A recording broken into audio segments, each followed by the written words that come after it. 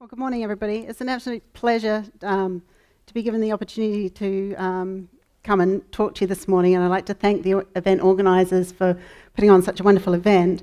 We've had some interesting insights from Richard this morning, some wonderful stories from the panellists here, and I'm going to change track a little bit here for you, hopefully. Normally at these conferences we see a lot about the technology, lots of information about BIM, what is it, how are we going to do it, the technology that drives it. Well, the conference title is, The Future of BIM in the GCC, and if you'll indulge me, I'd like to take you on a journey through what that future could look like. So rather than talk about the technology, let's have a look at, what it might look like as we take the journey into the future.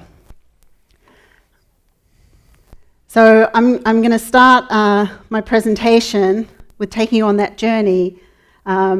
It's talking about some of the disruptive and innovative technologies that we already have working with us, working for us, working in our organisation. So we've got this chap who's currently working in Asia, and he's about to not use technology, interestingly enough. He's about to get on an aeroplane and take a journey to the UK to have a client meeting. Now you might think, why doesn't he use technology? Well, he doesn't want to use technology because this comes into the human side of what we do in our digital world, right? We all like to have bragging rights. So if he comes from an Asian environment and he goes to the UK and he has a look at the vending machine in Harrods, so he takes out some of the UK money in Harrods and he buys something in Harrods and he takes that back to the Asian market. He can say, well, I got this while I was on my trip in London. We all like bragging rights. We all like to, make sure that we've got our designer outfits. If we're ladies, we like our handbags, we like our shoes. If we're the gentlemen in the audience, we might like our cufflinks, our watches, to present that. So we use technology in interesting ways. So here in the future, 2020, we're taking aeroplanes to get to locations so that we can have bragging rights. It's really interesting. We've got these things, right? Drones. Who knew that we'd have drones in our lives? Very interesting technology. They can go into environments which could be hazardous to us. They can go into all sorts of situations which make it much more efficient and effective to do our daily work. They can do our digital scans for us. They can take photographs. We can create all sorts of things. How many of us in the audience have a drone? Anyone in the audience have a drone? We've got a couple of people.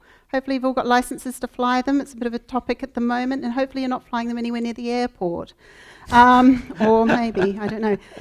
So they're a hot topic. Now, with drone technology, it's really interesting.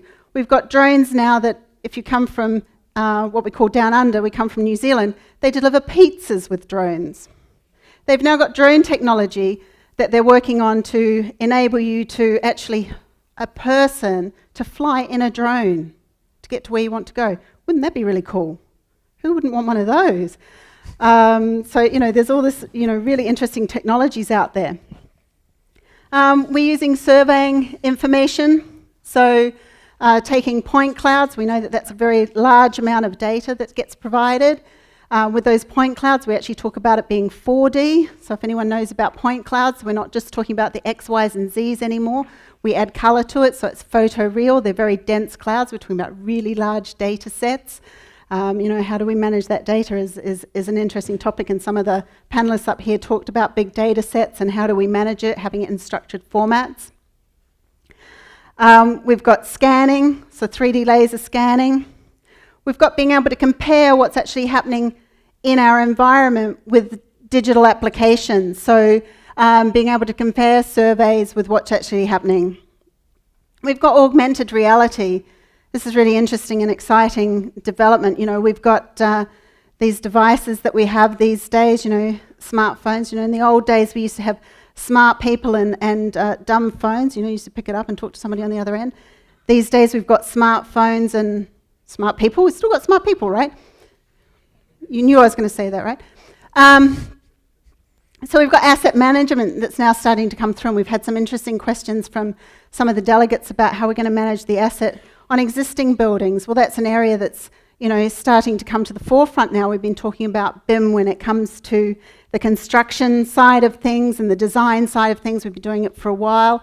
Interesting that Australia seemed to have only started in 2014. I started in 2006, and we were certainly doing it much earlier than that. So long time. BIM is not new technology at all. The way we do it is changing. Technology always comes to help us out, because initially we don't know what we want to do. And as we get that more informed, and talking about Richard with making sure that we have structured data, when we started talking about BIM, we didn't know what that meant. And now we're starting to get some of the frameworks that's going to help us do that.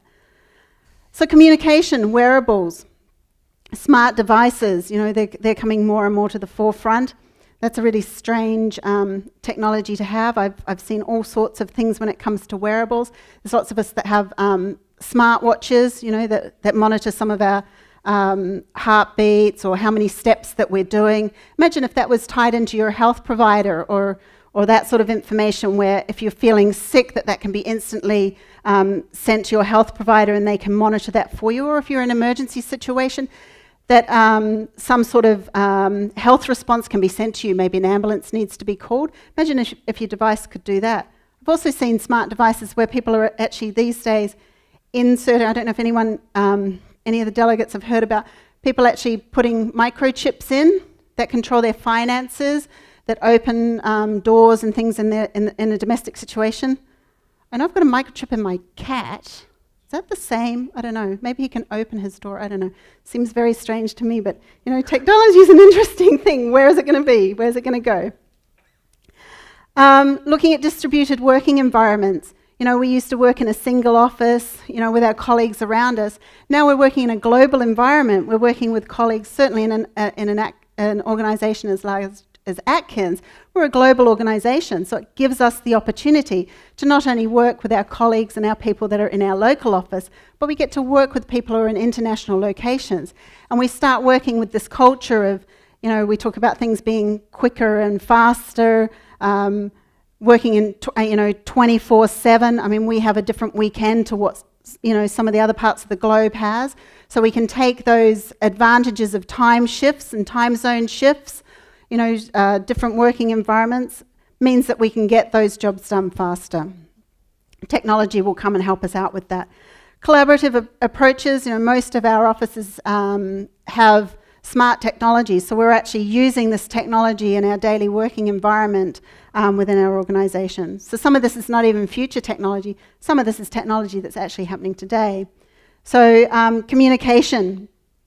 So physical location becomes less important as we move forward. We start, everyone sends to text each other these days, even when you're sitting next to people, busy teching. I see people when, I'm in a restaurant of an evening having a conversation digitally, which is very strange. But, we all do it, right? We're all tied to our devices. So digital engineers, so, moving away from traditional. Virtual reality. This is a really exciting one. We've got sort of Google Cardboard. We've got all sorts of this technology that's available to us with our smartphones, smart devices. So it's inexpensive ways of having this kind of virtual reality delivered to you right now. You don't have to go out and buy expensive pieces of kit. Virtual reality is quite an interesting one. You want to make sure that you're aware of the environment you're in when you're using some of those virtual reality kits. You don't want to fall off stages or walk into walls. I've done it before, wearing one of those headsets in a conference where there was some out in the sponsors area. Those were in the days when it was connected with a cable, and you get quite a head jerk when you tend to walk out of the area. So I invite you to take and embrace that kind of technology and see where it's going to go in the future. We've got doing virtual inspections, being able to use that environment, great fun to play around in, but when it comes to a business sense, we can look at those environments and we can do things digitally, so it's saving us time, saving us money. There's no costly mistakes that are made on site. We can actually rectify that already in the digital environment before it goes on to a built environment. So we can explore the virtual world, so it's not just static images where we're standing in one spot and looking around, but we can actually do walkthroughs if my words will come out, fly-throughs through a building, So we can take, sections, plans, elevations of these BIM models that we build up to get a real feel for what that environment is going to look like when we're actually interacting in it. And that, that's a fantastic tool. Material passports, so not just the 3D visuals that we're getting, but actually data-rich environments, so being able to make sure that all of that information is in there, being able to tag, touch, almost taste the environment that we're in and understanding what's actually going on with that. And obviously, again, technology is coming to the forefront in terms of cloud technology. So we're able to move these large data sets around now. So, dial-ups are, hopefully a thing of the past, right? We've got cloud technology. Who knows what's going to happen when the sun comes out? We're in a sunny environment now. What happens if the clouds disappear? Or maybe that's a new technology. Maybe that's a technology that they had when we were building pyramids, or we had, the Inca technology. Maybe they were using the sun. They all worship the sun. Maybe the data's stored in the sun somehow. We just need to know how to access it. Who knows? 3D printing. 3D printing is a really interesting one. I've talked to a lot of people about 3D printing, and the perceptions of 3D printing is very interesting. It comes from 3D printers that are printing small blocks like this one. Richard touched on 3D printers that are building whole buildings. I'm not sure how that works. If we're doing the skyscrapers that we're doing here, the printer could be bigger than the building. I'm not sure if that's sustainable, but and we have 3D printers that can print themselves. That's kind of crazy, right? 3D printer prints itself, then we're getting into all sorts of crazy technologies. Biometric technologies, so being able to recognize faces, being able to recognize people as they come to a meeting. Wouldn't it be great? I mean, I have to admit, and I'm not that odd from the rest of us, I guess. I'm really bad at names. I'm really sorry. But wouldn't it be really great if you had some sort of digital technology that enabled you, when you met someone, that you could already get their name? So instead of having those embarrassing moments where you say, yes, I've met you 5 times and I still don't know your name, wouldn't it be really great if technology can help us out with that, so that we don't have those embarrassing moments anymore? Security and personalisation, this is a big area. Understanding that we've got these large data sets, and again, Richard, the previous speaker, spoke about this, about the nervousness of some people about putting data digitally. I've got all this asset information, I'm going to keep it in a locked room because that's safe and secure. So we need to look about how data is going to be stored, how people are going to access it, where they're going to access it, when they're going to access it, and what they're going to access. So they're accessing all of it or just the part that they need. If someone hacks into my data, we hear often in the news about people that have had their digital identities stolen. How do we secure about that? In the old days, people used to go to mailbox and steal post. I don't even know if anyone gets any post anymore. And we had faxes, and people used to steal faxes out of the fax machine, and now people are stealing our data digitally. It's always going to happen. People always, there's always going to be the good and the bad in our environment. We just have to look at ways that we can secure it as best we can and mitigate any risk that we might have. Interaction. So looking at the ways that we can interact with our in the construction industry by ways of accessing data in meetings through things like hologram technology. Wouldn't that be really cool? Who doesn't want to work with that? That'd be really cool, right? But not only just being able to visualize it, but being able to actually touch the data, being able to call up the data that you wanted to have when you're in that environment. And I'm sure some of you in the room remember when you used to go to a 3D movie theatre and you used to get the 3D glasses, and they were that cardboard stuff, and you had one green and one red eye, very odd. The glasses are much more cool now, right? Men in Black sort of style. Much more nicer way to do this. And I'm sure they'll come up with something that's even more creative in the future, that's, maybe even a bit more design, and, we'll all be proud to wear our, holographic glasses to get the images out. Or maybe we won't need them anymore. Really exciting. So using the data in that touch and feel environment, we've gone from using keyboards and stuff to having touch screens. So touch screens, we have them all over the place now. We have them in our cars. We have them, most of us have a smartphone. You know, we're using this digital touch technology. We're tactile people, or voice recognition. It's the same thing, to be able to call up data in a much more fun and interactive way. You know, it's a fun world these days. It's not boring anymore. And you know, we do this as a day job, right?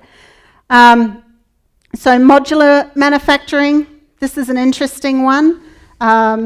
With the advent of 3D printers, this one's kind of counterintuitive to me, because I think that if we've got 3D printers that can take the digital data and do bespoke printing at reduced costs, so no longer do I have to have instances that are all the same to make it cost effective. I can have bespoke with a 3D printer. Modular manufacturing, depends which way you want to look at it, right? Maybe it's the future. So safety first. Obviously, when it comes to our digital environment, it means that we're out of those hazardous areas. We no longer have to actually go down to a construction site to see what's going on. We can use virtual reality, augmented reality. We can take photos and have that overlapped with our BIM information. We can take scanning information so that we can get all that information. We don't have to be in those hazardous environments. So optioneering, we've touched on that in the earlier discussions. So doing optioneering, we can do iterative designs. We can do all sorts of designing that is much faster, much more intuitive, and much easier than it was when we used traditional methods. Financial modelling. So being able to take that data from the BIM models, hopefully we can trust that data. It's in a structured format that Richard talked about, that we can take all of that information, trust it, and we can run the financial models to see what it's going to cost to build it on site. And then check that against the reality. So have the services been delivered on site? What is my resourcing like? And there's some wonderful products and some wonderful presentations that I've seen recently about, the technology that's coming to give us some of these solutions, and that's available right now. So going beyond the physical world, so coming into the virtual reality world, augmented reality, lots of these available now. Doing live simulations and monitoring of buildings that are already existing. Checking the weather, making sure that if we're tying into an existing building, is it sustainable? Do we need to turn the air conditioning up or down, lighting up or down, depending on the environment that's inside or outside the building? Personally, here I like outside temperature to inside temperature. I find it's really cold, but maybe that's just me. Asset management, we've talked about asset management being able to make sure that we can track, manage the built environment from facilities management or operations management of a building. And one of the things that we haven't actually talked about today, everyone's talked about, the design side, construction side, asset side, renovation and demolition. So being able to make sure that when we demolish a building ready to begin all over again and rebirth a building, how are we going to take that products that are in that built environment and make sure that we are sustainably removing those environments, or making sure that we can reuse, the 3 R's, recycle, reuse, and the other one. So, that we're sensibly keeping with our sustainability when we do things like renovation, retrofitting of the built environment. Visualisation, this is about expectations. When we talk about design, a lot of the clients seem to think that BIM is 3D models, visually rich environments with all the materials that looks like a movie set, when actually all we're actually doing is trying to prepare some documentation in a 3D rich environment to provide the data to produce the built environment. So it's about setting expectations, but we've got the models, we can add all of that, we can do walkthroughs, fly-throughs, we can do all of that in the models, and very exciting stuff. And it's getting better. Technology is coming, to the forefront again, coming to the rescue. Initially, we don't know what we want out of BIM. Most of us start the journey into BIM and we think we know what it is. As we take that journey, it changes as we develop and understand what BIM means for us or me. From my perspective, coming from the design side, my needs are very different to the needs of someone who's doing the construction, or someone that's preparing the as-built models. We talked about as-built models earlier, right? very different from someone who's going to, manage or look at a building's future life cycle. So, we need to understand what all those expectations are and how we manage the data best for each of those parties. And it becomes data-driven, so it becomes less about the 3D models. Building information modeling, let's take that M out and change it. Becomes about the management of the data, less about the 3D model and more about the structured framework of how we move data between the different parties and different organizations, different uses and different goals of BIM on any given project. And that's it. I'm sorry you didn't get to see the video. Well, actually, there may be an opportunity for that because I'm reliably informed that it's imminent. Just about queued up. So let's. Can we just give that another go? Shall we try again? Yeah, they're going to give it another go. So you may have your moment. Okay. Let's see. Let's see.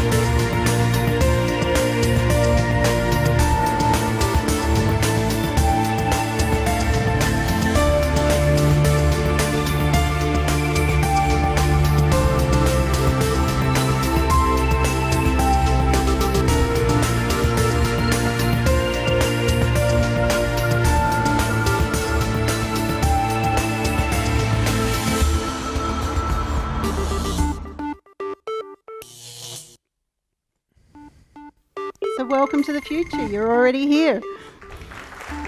Thank you very much, Laura. That's very good. That's very kind of you. I thought it was a great presentation. We've now got, I'm sure you're all looking forward to it. We've got time for a break now. So if you'd all like to file out, you can get your coffee. Need you back here in about 20 minutes. So I need you back here at 11:50.